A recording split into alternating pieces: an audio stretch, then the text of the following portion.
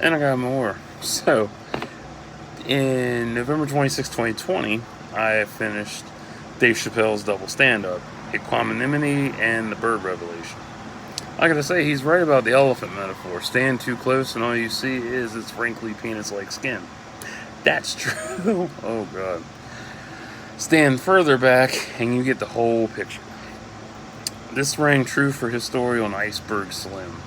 I love that fucking story. It's so beautiful.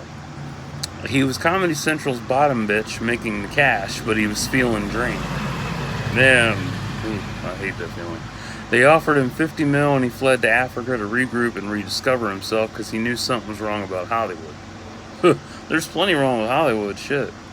You got rapists, you got pedophiles, you got murderers, all kinds of shit going on. It's fun stuff.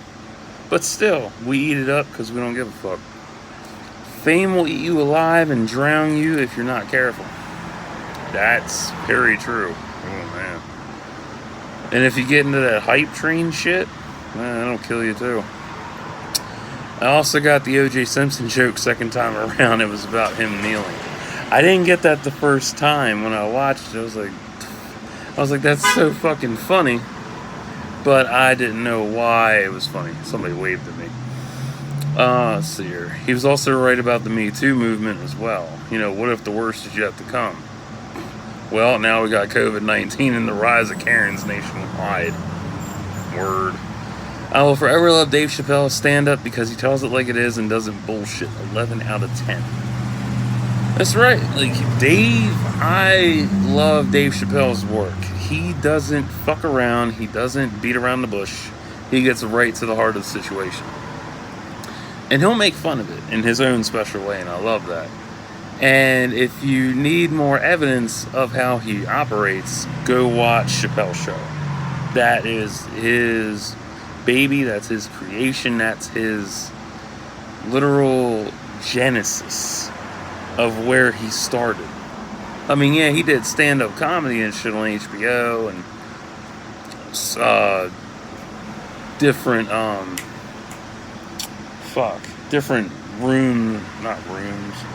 comedy clubs in the 90s and whatnot.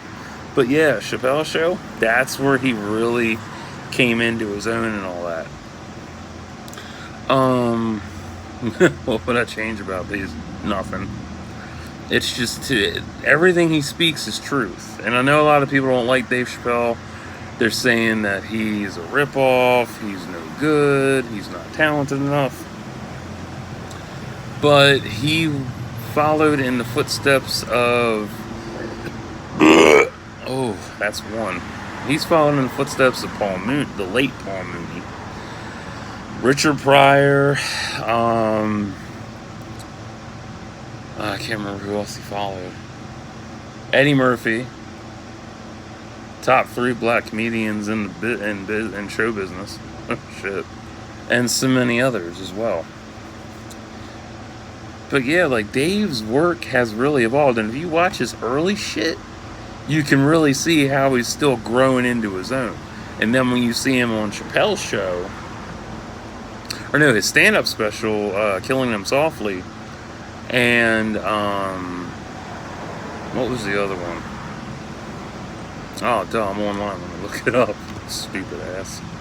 Let's see here, because I don't remember what the hell that one was called. Let's see.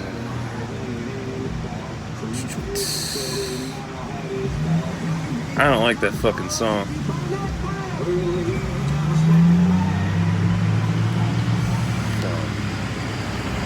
Go away.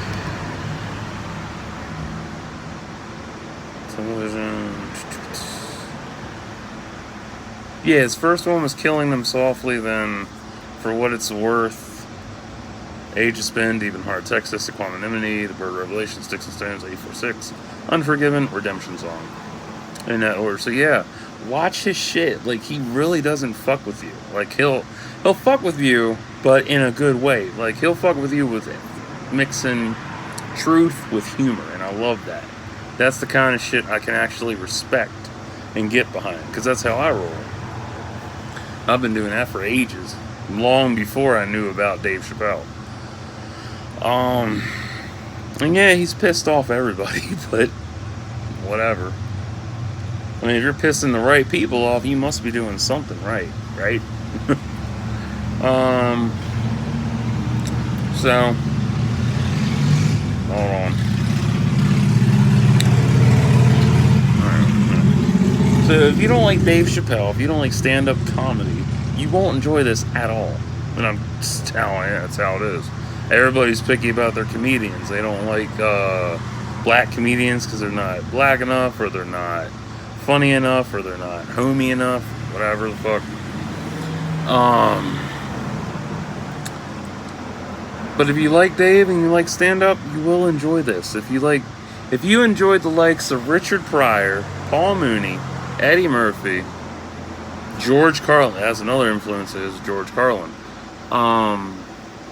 If you enjoyed all the offensive comedians from back in the day, you'll enjoy Dave Chappelle easily.